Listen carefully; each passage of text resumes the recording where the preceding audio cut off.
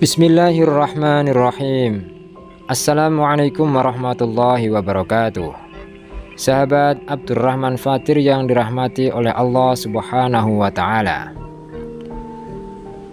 Nabi Ibrahim alaihissalam adalah salah satu dari Nabi Ulul Azmi yang juga digelari dengan Khalilullah atau kekasih Allah. Suatu ketika Allah membukakan hijab bagi beliau dan menunjukkan kepadanya berbagai kerajaan langit dan bumi. Beliau sangat kagum melihat pemandangan di mana semua makhluk Allah dari berbagai lapisan di langit sibuk berzikir dan bertasbih dan beribadah kepada Allah dengan caranya masing-masing. Begitu juga dengan makhluk-makhluk di bumi. Setelah beberapa waktu lamanya menikmati pemandangan yang begitu menyejukkan hati dan mendengarkan simfoni zikir dari berbagai makhluk yang begitu harmonisnya, tiba-tiba pandangan Nabi Ibrahim jatuh pada seorang manusia yang tengah melakukan kemaksiatan kepada Allah. Hati beliau begitu terusik dan beliau mengetahui bahwa untuk kemaksiatan yang dilakukannya itu secara syariat patut diberikan hukuman atau qisas berupa kematian. Karena itu beliau lantas berdoa, "Ya Allah, binasakanlah orang yang berbuat maksiat itu." Sebagai Khalilullah yang doanya makbul, Allah mengabulkan doa Nabi Ibrahim tersebut. Dan seketika orang yang berbuat maksiat itu mati.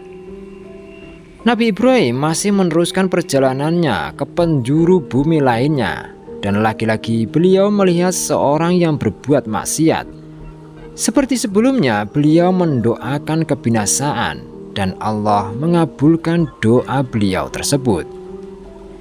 Hal itu berulang hingga 4 kali dan akhirnya Allah Subhanahu wa Ta'ala berfirman, "Hai Ibrahim, berhentilah mendoakan kebinasaan bagi pelaku maksiat.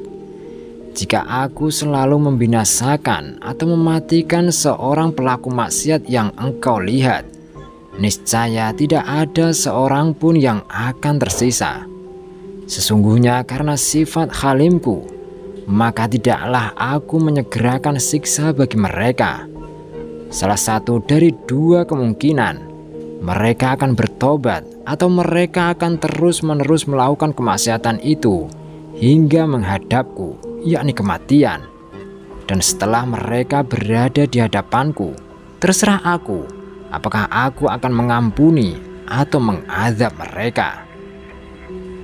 Al-Halim adalah salah satu dari Asmaul Husna yang jumlahnya 99, yang dapat diartikan sebagai Allah yang maha tetap dalam menahan amarah, atau juga berarti Allah yang dapat mengundurkan atau menunda siksa atas hambanya yang sepantasnya mendapat siksa karena maksiat-maksiat yang dilakukannya.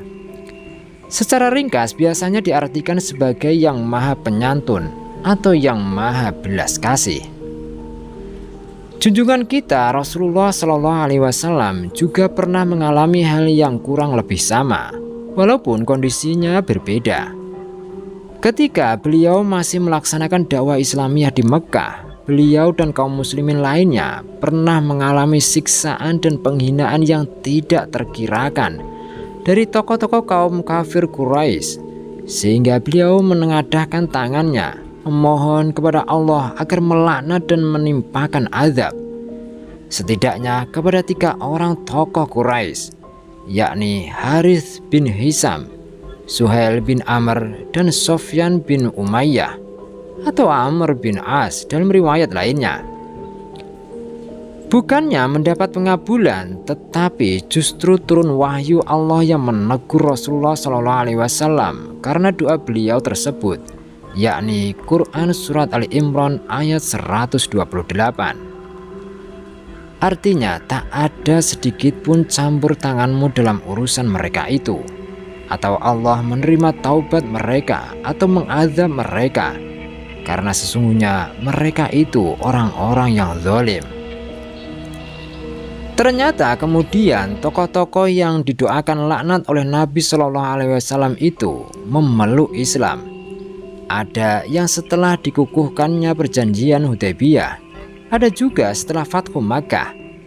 Begitu juga dengan tokoh-tokoh Quraisy lainnya. Dan setelah keislamannya itu, mereka benar-benar membaktikan hidupnya untuk dakwah dan jihad di jalan Allah. Dan tidak sedikit dari mereka yang memperoleh rezeki kesyahidan. Peristiwa yang kurang lebih sama juga terjadi pada Nabi Shallallahu Alaihi Wasallam saat perang Uhud dan peristiwa Bi'r Ma'unah.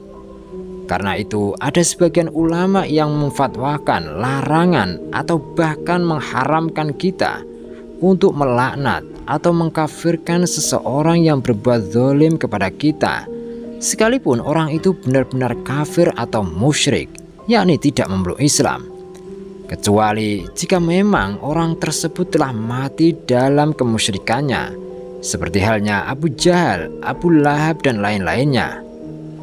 Bisa jadi Allah akan memberikan hidayahnya dan mereka akan memeluk Islam sebelum maut menjemputnya. Wallahu a'lam bishawab. Semoga bermanfaat. Amin ya rabbal alamin.